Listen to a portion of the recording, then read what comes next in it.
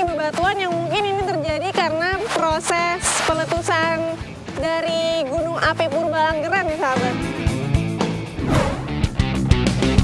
Dan ini kita sudah masuk ke zona senja. Ya, kita sudah di zona senja. Dan nanti ada zona terang lagi masuk vertikal kan.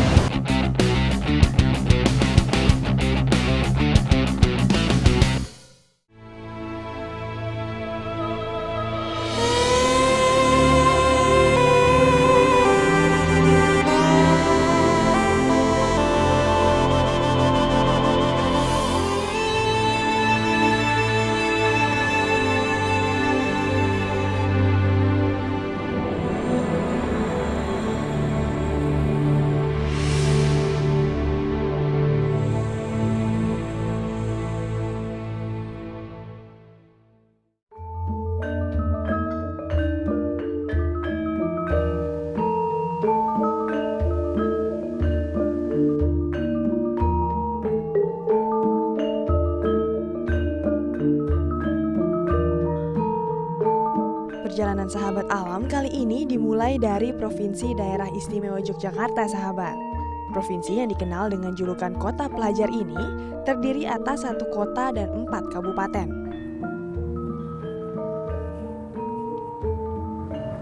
Nah, Tugu Jogja ini sahabat berdiri setahun setelah keraton didirikan. Nah, Tugu Jogja ini dulunya menggambarkan Manunggaling Kawula Gusti atau yang artinya rakyat yang bersatu dengan penguasa untuk mengusir penjajah.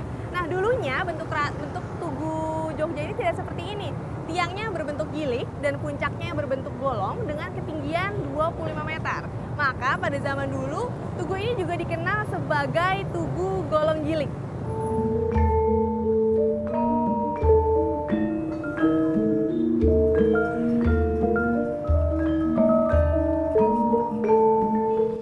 Tugu Yogyakarta merupakan landmark kota Yogyakarta yang paling terkenal. Monumen ini berada tepat di tengah perempatan Jalan Pangeran Mangkubumi, Jalan Jenderal Sudirman, Jalan AM Sangaji, dan Jalan Diponegoro.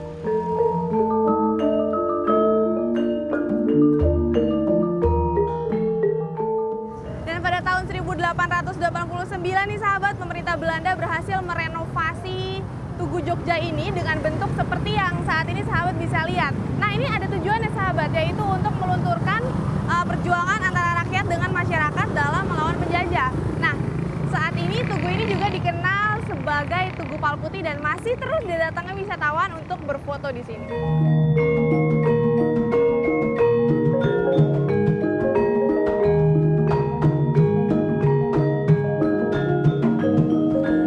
Ya, inilah yang menjadi daya tarik Yogyakarta. Kebudayaan yang masih terasa kental dan kehidupan masyarakat yang ramah membuat banyak sekali wisatawan yang berkunjung setiap tahunnya untuk merasakan atmosfer budaya dan wisata yang ada di Provinsi Yogyakarta.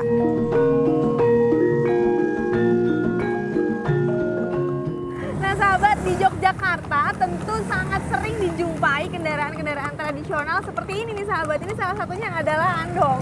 Nah saat ini saya mau menikmati pusat kota Yogyakarta dulu nih dengan menaiki andong ini sahabat. Nah setelah itu mungkin kita akan melanjutkan perjalanan penjelajahan sahabat alam tetap di daerah istimewa Yogyakarta tapi di Kabupaten Gunung Kidul sahabat. Nah di sana kita nanti akan melihat beberapa potensi alam yang cukup menarik. Selain itu kita juga akan melihat satu-satunya desa kawasan konservasi yang ada di Gunung Kidul.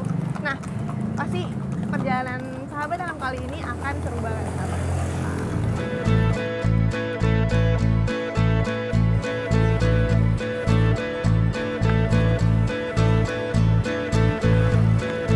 Gunung Kidul terletak di ujung tenggara kota Yogyakarta.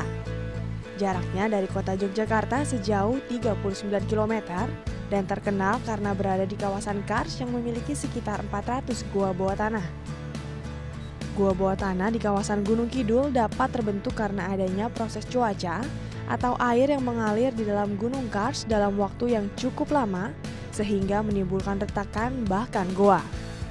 Lokasi pertama yang akan saya eksplorasi di Kabupaten Gunung Kidul adalah beberapa goa kars yang ada di Kecamatan Semanu. Dalam penjelajahan goa kars ini, kita bisa menikmati beberapa goa kars tersebut dengan cara yang berbeda. Dan tentu Gunung Kidul juga memiliki pemandangan yang menarik dan lokasi-lokasi wisata yang memang tidak ada habisnya untuk dijelajahi nih sahabat. Nah kalau sahabat mau memiliki pengalaman yang berbeda, pengalaman yang menarik, nah maka datang aja ke Jetis Pacarejo Semanu. Di sini sahabat bisa akan mendapatkan pengalaman yang mengasyikkan, yaitu nanti kita akan melakukan kegiatan cave tubing di aliran Sungai Kalisuci sahabat. Kalau gitu kita langsung aja, yuk. Cave tubing merupakan gabungan kegiatan caving dengan body rafting sahabat. Cave tubing dapat dilakukan pada sungai-sungai yang berarus sedang.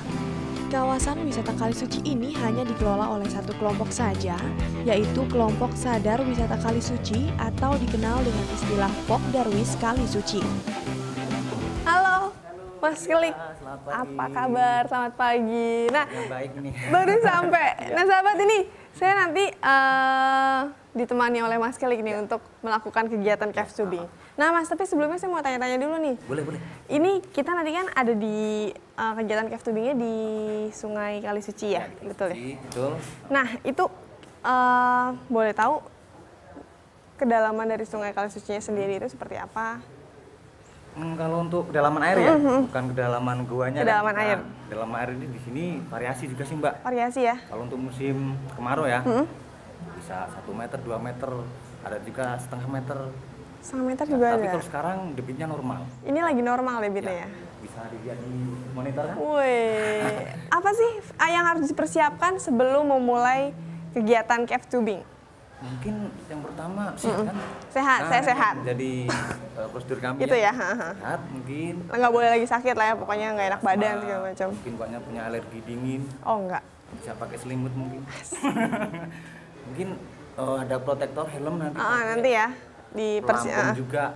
Nah, Itu ya. Oke. kalau mbaknya bener mau ikut bisa ganti. Siap. Pakai perlengkapan dulu. Oke. Setelah berganti pakaian, saya langsung melengkapi perlengkapan yang harus digunakan saat melakukan kegiatan cave tubing. Peralatannya terdiri dari baju pelampung, helm, pelindung tangan, dan juga pelindung kaki. Setelah semuanya terpakai dengan baik, saya langsung diajak Mas Kelik untuk menuju lokasi awal penjelajahan Gua Kalisuci. Salah satu alat yang cukup penting dalam olahraga cave tubing adalah ban dalam sahabat. Tanpa ban dalam, maka bukan cave tubing namanya. Namun di kawasan wisata Kalisuci ini, kita tidak perlu repot untuk membawa tubing atau dikenal dengan ban dalam. Karena tubing tersebut sudah disiapkan di titik awal penjelajahan.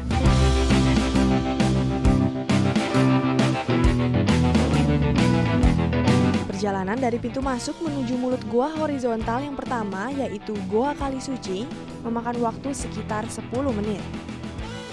Saat melakukan kegiatan cave tubing, kita akan memanfaatkan aliran sungai bawah tanah yang ada di kawasan Kalisuci ini.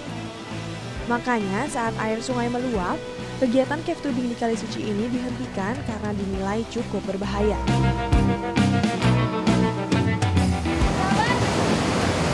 Ini udah sampai di start awal dari lokasi cave tubing. Ini udah siap-siap. Habis ini kita langsung berkegiatan cave tubing Kalisuci ini. Tapi tadi banyak informasi masih ternyata kita akan melewati 4 goa sahabat.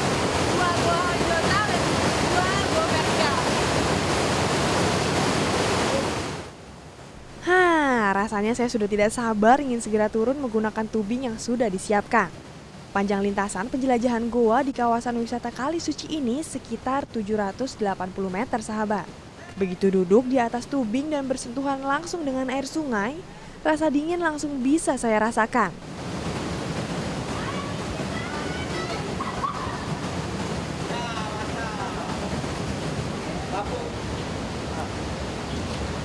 Gua-gua bawah tanah yang akan kami jelajahi adalah Gua Horizontal Kalisuci, Gua Vertikal Gelatik, Gua Horizontal Gelatik, dan Gua Vertikal Gelung.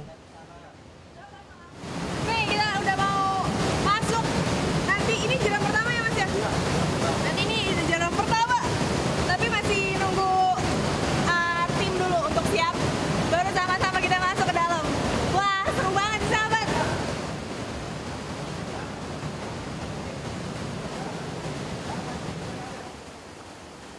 Begitu saya melewati jeram yang pertama, artinya saya sudah mulai masuk di Gua Horizontal Kalisuci. Gua horizontal Kali Suci terdiri dari 2 zona. Zona terang dan zona senja. Memasuki zona senja mulai terlihat adanya beberapa ornamen seperti stalaktit maupun draperi dalam ukuran yang kecil.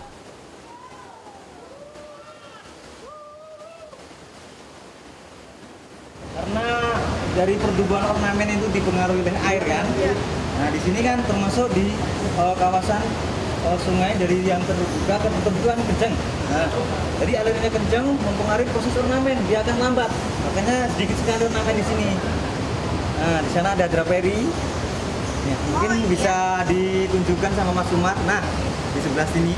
Nah itu draperi bentuknya kayak gergajian memanjang di dinding. Dan ini kita sudah masuk ke zona senja. Senja, ya kita sudah di zona senja. Dan nanti ada zona terang lagi masuk vertikal kan. Kalau di zona gelap di sini nggak ada. Karena di zona gelap itu di sana ada ciri-ciri biota yang memang hidup di situ. Ketinggian atap goanya pun bervariasi sahabat. Ada yang tingginya sekitar 20 meter sampai yang paling tinggi sekitar 25 meter. Nah sahabat, ini salah satu contoh draperi yang ada di Kali Suci ini. Ini masih aktif ya Mas ya? Ya masih aktif. Ini masih aktif. Bisa dilihat dari air yang menetes. Ya masih banyak air yang menetes, jadi jangan dipegang sahabat biar dia nggak mati. Kita lanjut lagi. Draperi atau yang dikenal dengan sebutan tirai adalah hasil proses pengendapan air yang mengandung zat kapur berbentuk panjang dan menempel di dinding goa. Ornamen yang ada pada Goa Kars di sini terbentuk dengan waktu ribuan tahun sahabat. Maka dari itu, Pok Darwis Kali Suci membatasi wisatawan yang berkunjung ke kawasan ini dengan tujuan menjaga kehidupan dari ornamen yang sudah terbentuk. Biasanya dalam sehari hanya ada sekitar 25 pengunjung yang bisa masuk dan menikmati goa-goa di kawasan Kali Suci ini.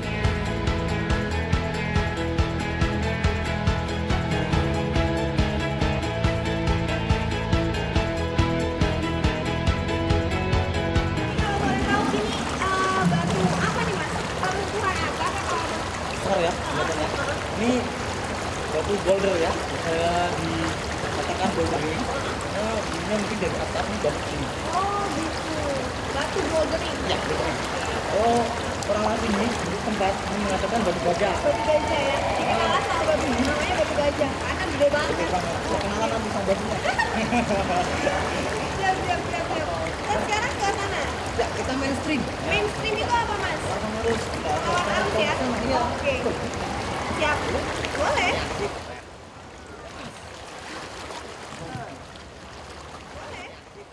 Rasanya tidak terasa, tahu-tahu saya sudah melewati setengah perjalanan dalam penjelajahan di kawasan wisata Kali Suci ini. Nah sahabat, ini tadi batu yang dikenal masyarakat ini batu gajah. Ini batu ini jenisnya adalah batu kapur. Ciri-cirinya itu kita bisa lihat banyak sekali pori-pori di batu gajah ini sahabat. Batu gajah ini merupakan lokasi yang paling sering digunakan wisatawan untuk beristirahat maupun mengabadikan momen yang ada sahabat. Wih, saya nggak mau kalah nih. Mau berenang. Gimana caranya? Caranya? Kurang tahu ya? Gini caranya. Ini dalamnya sekitar 2 meter nih sahabat. Airnya dingin banget. Ini aliran airnya dari sungai apa Mas? Dari sumber Kali Sucinya. Wah seru banget ya. Aduh, istirahat dulu, nanti baru lanjut lagi. Selain bisa digunakan untuk cave tubing, Sungai Kali Suci ini ternyata aman untuk kegiatan body rafting. Tapi menurut Mas Kelik, untuk melakukan body rafting biasanya harus tetap berada di bawah pengawasan pemandu dan kedalaman kolam minimal 2 meter.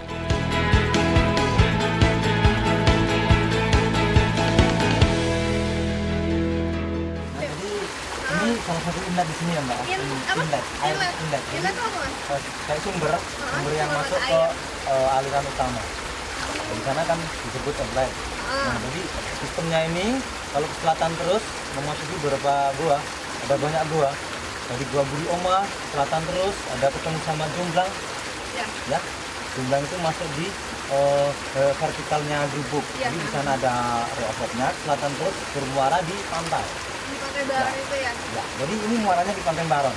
Oke, ini nanti aku ngalir terus di Pantai Baron. Dan ini salah satu sumber mata airnya ya? Ya, di sini berarti misalkan kalau penghujan, outletnya keruh, tetap jernih. Yang di sini. Jernih, oke.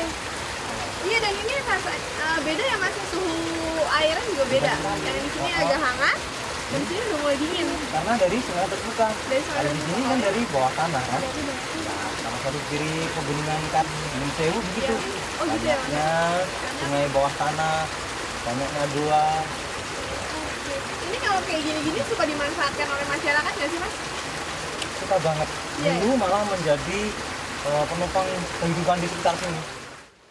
Ya, memang kawasan Kars mempunyai peran penting untuk menyediakan pasokan air melalui sungai bawah tanah dan juga mata air. Air dari sumber mata air ini tidak bisa langsung diminum karena air di sini masih mengandung kapur, jadi harus dimasak dulu minimal ya Mas ya. Setelah melihat salah satu mata air di sini, akhirnya saya melanjutkan perjalanan menuju Goa Vertikal Gelatik. Di sini terlihat banyak sekali pepohonan. Banyaknya sinar matahari yang masuk ke dalam Goa Vertikal Gelatik ini membuat pepohonan di sini tumbuh subur.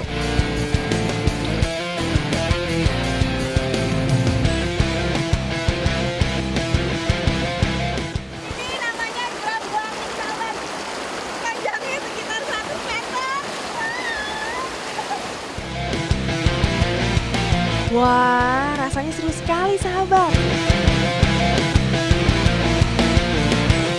Tubing atau ban dalam yang saya tumpangi juga terus berputar karena mengikuti arus sungai.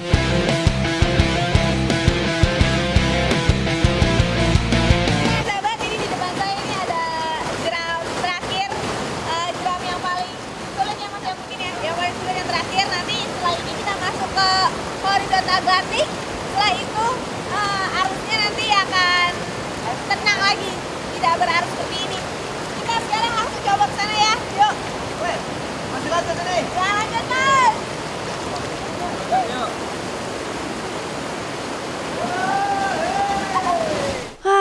Rasanya senang sekali bisa menikmati hasil karya alam yang begitu megah. Sudah di Goa Vertikal Gelung nih sahabat. Jadi di sini itu yang dimaksud Goa horizontal dan Goa vertikal itu, kalau Goa horizontal itu kita masuk ke goa yang ada tutupannya. Nah, itu dinamakan goa horizontal sahabat. Nah, kalau goa yang terbuka seperti ini, itu dinamakan goa vertikal. Atau biasa masyarakat sekitar sini nih mengenal dengan sebutan-sebutan goa vertikal seperti ini luweng. Jadi ini juga dikenal luweng gelung ya Mas ya. Dikenal luweng gelung oleh masyarakat sekitar.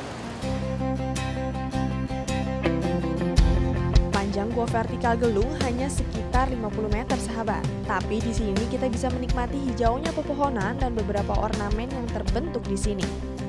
Ternyata Goa Vertikal Gelung adalah titik akhir dari penjelajahan goa di kawasan wisata Kalisuci sahabat. Untuk sampai ke pendopo Kalisuci, kami masih harus naik mobil bak terbuka yang telah disiapkan oleh kru dari wisata Kalisuci. Wah, lumayan nih sahabat, bisa istirahat sebentar. Ini akhirnya kita udah sampai nih di base camp. Ini sekarang mau balik-balikin alatnya. Mas Klik, terima kasih banyak tadi udah Sama-sama. Ya. anterin. Jangan kapok ke sini. Ya. Lain kali bawa pasukan yang banyak. Siap. Oke. Penjelajahan tim sahabat alam ke beberapa gua bawah tanah di kawasan Kalisuci mengingatkan kita untuk selalu menjaga ekosistem kawasan Kars. Selain sebagai pengatur dan penyedia air di kawasan tandus, penambangan di kawasan Kars mengakibatkan matinya sumber air bawah tanah yang berlimpah.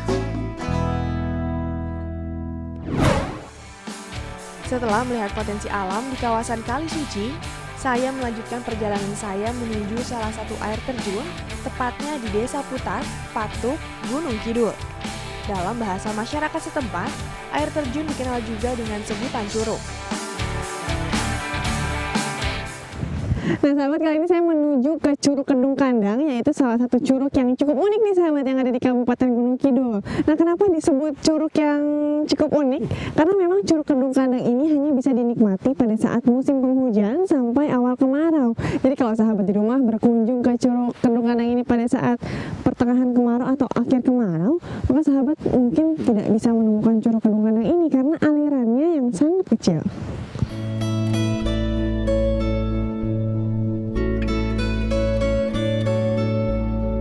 Perjalanan menuju curugnya lumayan mengasyikkan nih sahabat.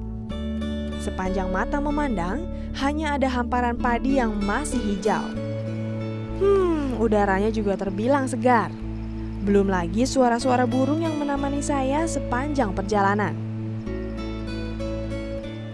Nah sahabat, itu curugnya masih ada di depan kita, masih ada beberapa meter lagi kita harus ke sana, dan dari sini sepertinya udah kelihatan nih. Yuk. Meskipun curugnya masih ada beberapa meter di depan, tapi aliran airnya sudah sampai di tempat saya berdiri. Airnya cukup jernih dan dingin sekali.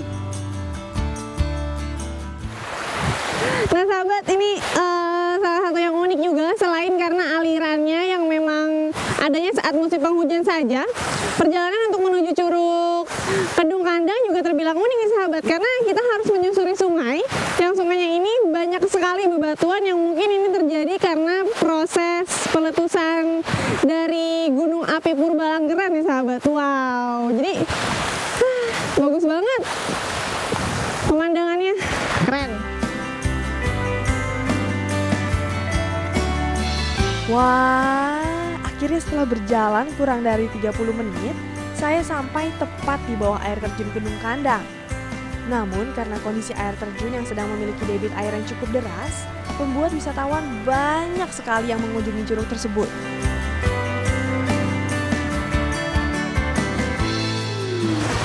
Akhirnya sampai juga nih sahabat, saya di Curug Kedung Kandang. Tadi dari lokasi awal ke Curug Kedung Kandang ini menempuh jarak sekitar 100 hingga 200 meter sahabat. Nah selain itu, Curug Kedung Kandang ini juga memiliki potensi yang menarik untuk masyarakat. Maka bisa dilihat banyak sekali pengunjung yang datang ke curug ini untuk menikmati suasana yang ada di sekitar Curug Kedung Kandang. Dan selain itu sahabat, perjalanan untuk menuju ke Curug Kedung Kandang ini tidak membosankan, karena tadi kita disuguhi pemandangan yang menarik, pemandangan sawah, sungai, semuanya bagus banget sahabat.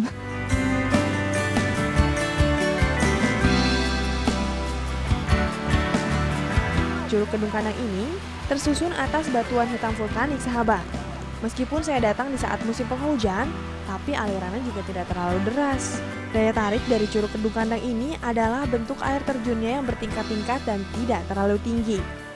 Tinggi rata-rata tingkatannya berkisar antara 3 sampai 5 meter.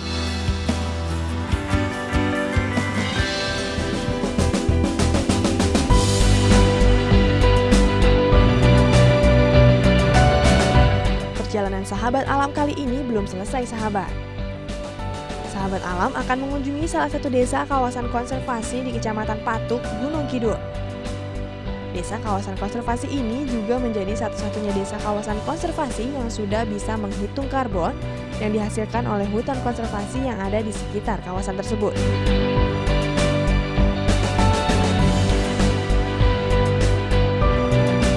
Saksikan sahabat alam selanjutnya hanya di DAI TV. Salam sahabat.